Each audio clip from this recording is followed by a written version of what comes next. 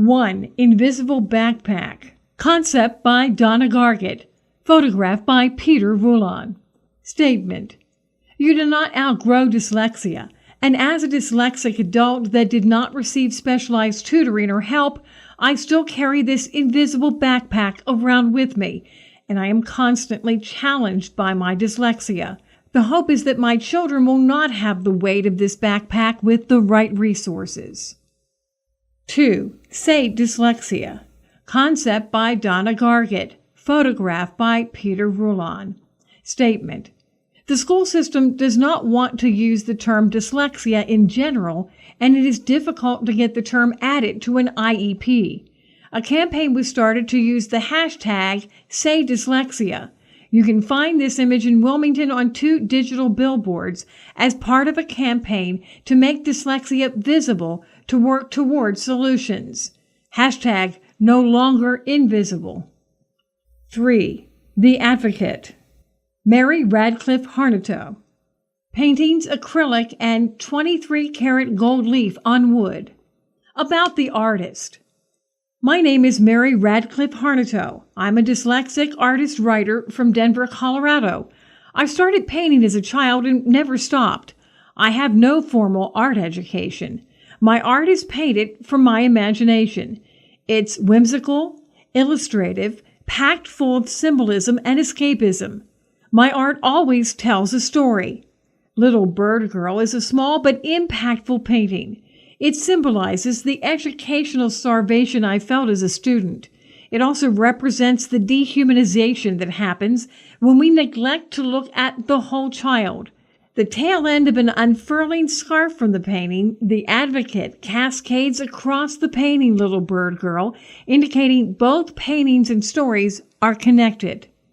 While painting The Advocate, I felt it important to tell a story of what it's like to relive my own educational discrimination and trauma while advocating on behalf of my dyslexic child. It's a subject that's not talked about often enough. Dyslexia is inherited. When I advocate today, I not only feel as though I'm advocating for present and future generations of dyslexic family members, I feel the weight of my ancestors backing my position every step of the way. The Advocate tells this story. It's a shade of my dyslexia. The Advocate. Strong back, soft front. I have been here for many years. I symbolize a relic of time. My strong back was created by deep roots, gnarled, thorn-covered, golden in truth. This is the place I come from when I advocate. Strong back she protects, soft front. Soft front is my face to the world. Soft front struggles to enter the school building. Her stomach aches and her head pounds. She struggles to leave the safety of her car. She hesitates at the double doors. Strong back leads soft front into the building. Together they walk on freshly waxed linoleum floors. Underneath fluorescent overhead lighting, past rows of lockers and down long familiar halls, full of familiar school smells and empty echoes. They scan mint green cinder block walls for his artwork. Strong back and soft front take their seat in a blue plastic child-sized chair. They sit in front of a panel of educators.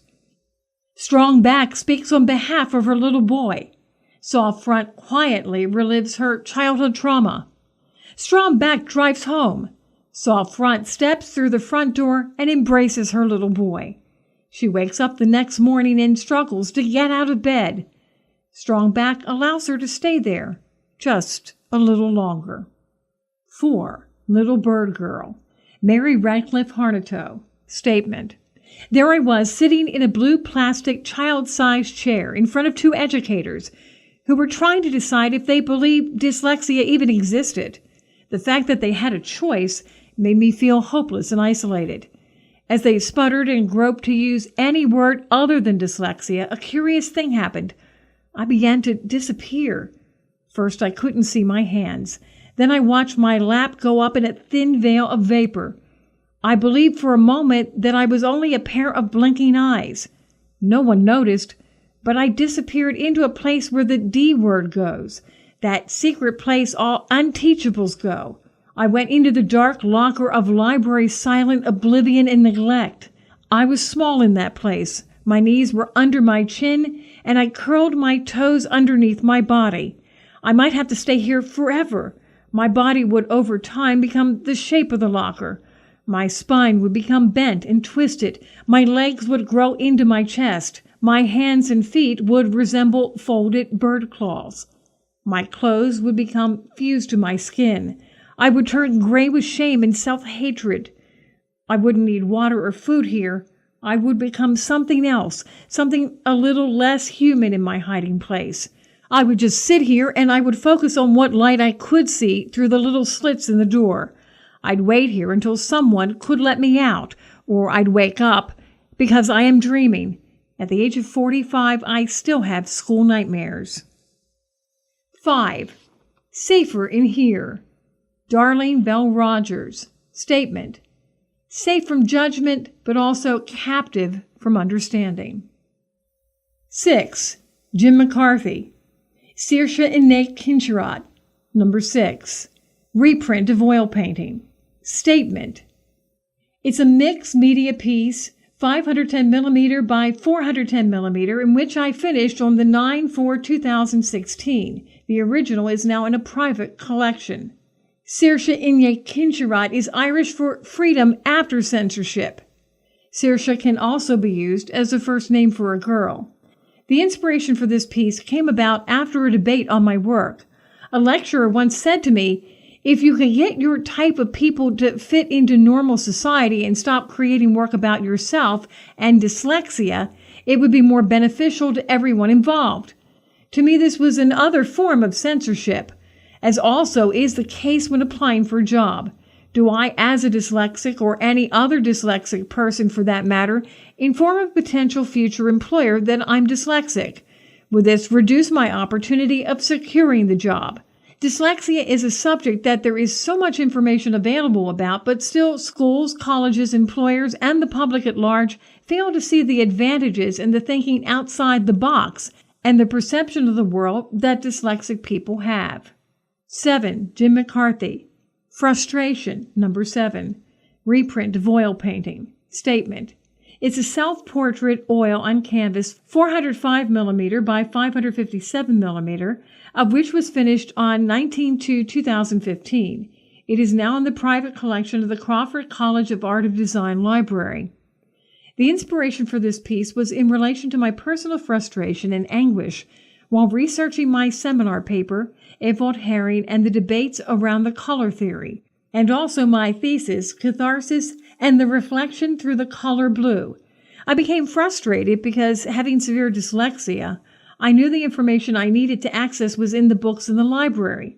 I was witnessing other students reading and writing at great speed, while I, on the other hand, was doing extreme long hours and working late into the night. 8. Jim's artist statement, posted on the wall. 9. Dallas Castro, safe, acrylic. Statement. As words may cover the world like an unfamiliar rain, dyslexics can seek security and hope. 10. Cat in the Hat, Angela 6. Pointillism with letters. Statement. One of an early warning sign of dyslexia is that children with dyslexia often find it difficult to rhyme, like in the book Cat in the Hat. This also can represent how individuals with dyslexia have difficulty relating to letters and their sounds, and a certain amount of creativity and imagination kicks in when forced to sit in a classroom with all those letters. 11. The Code. Dallas Castro. Statement. Reading is not inborn. It is fuzzy, ambiguous code that must be broken. Acrylic. 12. My Journey. Donna Gargett. Poem. I am on a journey and I want to explain it from the start. See, I was the quiet kid in the class, eyes to the floor. First to help the teacher, but last to finish my work. First to be quiet, last to finish the test. First to clean off my desk, last to turn in my paper. First to stay for tutoring, only to get a C or D. I was different, and I thought it was a bad thing. I was struggling and beat myself up inside. The bruises on the inside and the internal bleeding never seeped its way out. I was struggling and hurting and scared and anxious, but no one knew. I had a secret, and its name wasn't given to me until college, and even then it was a whisper. Dyslexia. Finally, a reason for the struggle all those years. A tissue, some accommodations. With a wink and a smile, the worst was over. But it's hereditary rang in my ears as I think of what would become of my child. I thought I would not have children to stop this cycle. A ridiculous solution, but for years it was my solution until I truly fell in love. As my child got to school, I saw my reflection staring back at me, and I knew its name and searched to find someone who would agree with me. Yes, she said dyslexia. So what is the solution that I was never offered? A method that has evidence that it helps, but the schools where I live are not using it. A solution to my life's problem stares at me. A solution for my daughter's problem lays before me, but no one wants to pick it up. Nothing has changed. I never fought for change, and nothing has changed. I put on my boxing gloves and swing at it and get others to say the word, dyslexia. There is a solution for a problem that affects not just my child, but 1 in 5. I write the word on my daughter's head and scream it, dyslexia, and here is the solution. I pick it up, but I am just one. A tutoring company was born, but it is still not enough. My child should not feel alone, lost, misunderstood, anxious, confused, and hurt when there is a solution. Teach our children the way they learn. Teach our children the way they learn. And there will be no more. That is how we end the cycle of shame. I love my daughter, and through her I have learned to love myself, to stand up for the things I need to succeed, and to stand up for the things all children need. Our differences are celebrated in a creative community of talented, smart people. I am on a journey to put the solution in place. I have helped a few, but I am hungry to help more, because all I see is my reflection. Dyslexia. I know the secret in your head, the struggle in your heart, the tears on the pages. I say, look up. The answer is here. Look up and join me on my journey. 13. Invisible, Donna Gargett, Oil. Statement. Remembering the feeling of sitting in a classroom, I wanted to be invisible and melt away into the set to escape having to read out loud. 14. Tango, Donna Gargett, Oil. Statement. There are many creative expressions that are an outlet for many dyslexic individuals, such as dance. Above the resource tables, you will find 3 pieces done by local artist Sean Rutke. Number 36, Overwhelmed, Donna Gargett, Acrylic. Statement. This painting represents the overwhelming feeling I get when tasked to read. Sometimes a page of reading can feel giant. This feeling is as powerful as the ocean crashing waves at my feet. I sink into the sand until something tells me to pick my feet up and keep standing. I have stood in this ocean 40 years, and I am just now learning that an ear reading and audiobooks can be a much better and enjoyable option as a dyslexic. 15. Petals, Shades of Dyslexia, Poetry, Donna Gargett. I am a rose, beautiful and strong. Along the way, I lost my petals, swept away in school hallways, shriveled up in small paychecks. Lost petals to misunderstood learning, stupid, lazy, diseased, infected rose. Frustration builds as the last petal falls, naked stem feeling alone and ashamed. Thorns protect me by my side. A warrior slices the invisible worm. Healing garden in a bed of accommodations. New tools allow the right nutrients. I re-blossom in the sunny skies of art. I bloom in a garden of big ideas. With each new success, my petals reach new dimensions. The smell of sweet petals replaces stale memories. Now in full bloom, I bud a new rose, hidden in the shade of my petals, slowly growing in the same light. Together we meet the winds head on. Dozens upon dozens of unique roses, standing tall in a colorful garden. A not-so-rare species, the 1 in 5. Together we are beautiful and strong. Number 16, Lost Petals, Donna Gargett. Lost petals when my dyslexia is misunderstood and my self-esteem is low. 17, Photography by Peter Rulon, inspired by Debbie's statement. I rebloom, now in full bloom, I bud a new rose. 18, Prisoner by Donna Gargett and Joe Six. 40% of inmates have dyslexia. It makes you think, if we just educated our children the way they need to learn, we could turn this world around. 19, Red ink. Every day, students are faced with get red ink on their papers and mistakes pointed out to them. Children with dyslexia often see a lot of red ink, and in some classrooms it is rubbed in their face when their counterparts get smiley faces or 100%. It is that red that the dyslexia awareness color comes from. I still see that red pen as an adult with dyslexia in my workplace. 20, Jasmine. Photography by Peter Rulon. Concept, Donna Gargett. Photo of a student anxious to start school after a summer break, searching for self-esteem. 21, Untitled by Mary Marie Christie. Infinite Light Art. Statement. Follow your bliss and the universe will open doors for you where there were walls. J. Campbell. Dyslexia is not a disease or an identifiable physical condition, but a learning style. Unknown. Number 23, Prairie. Donna Gargett, oil painting. I walk among a strong dyslexic community, understanding the journey, wanting to bring us together with own arms to unite and find a solution to end the school anxiety and learn in a great environment in open fields to grow big and strong. 24, Wild Dyslexic Heart by Mary Radcliffe Harnetoe.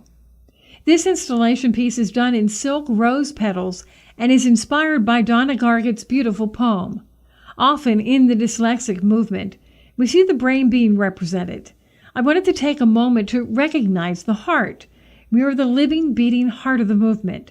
We are wild and colorful. We come from a place of love, and we need to remember that while on our dyslexic journey, lead with your heart. It knows the way to well-being. 25. Rose. Jasmine Kerman. Photography. More artwork in the Pankow building. Exit the building, down the stairs to the right. Bookshelf. Dyslexia, Light It Up. Concept by Donna Gargett. Photograph by Peter Rulon. Statement. Peter is not only a photographer but a firefighter and was able to safely use fire for this photo shot to create dyslexia as a hot topic. Chains. Concept by Donna Gargett. Photograph by Peter Rulon. Statement. Without proper accommodations, books can be a locked, unused tool of knowledge. Books can have an overwhelming feeling until someone shows you how to remove the chains and enjoy reading. Nina. Concept by Donna Gargett. Photograph by Peter Rulon. Statement. Capturing a photo of a photo to discuss how important the process is just as the process that is affected by dyslexia. Roses 1 in 5. Photography by Peter Rulon. Statement. We must find the beauty in the 1 in 5 people affected by dyslexia and bring our tribe together. Anonymous. Sculpture. D by Donna Gargett. Book art. Crayon. Statement. Books looked abstract, and as a child it was hard to focus when I was trying so hard to figure out each work. Look closely to see what is highlighted on the page. 1 in 5. Age. Annie. Anonymous. Sherry Ray, Mixed Media, California. Cooper Ulring, Myrtle Grove Christian School, age 8.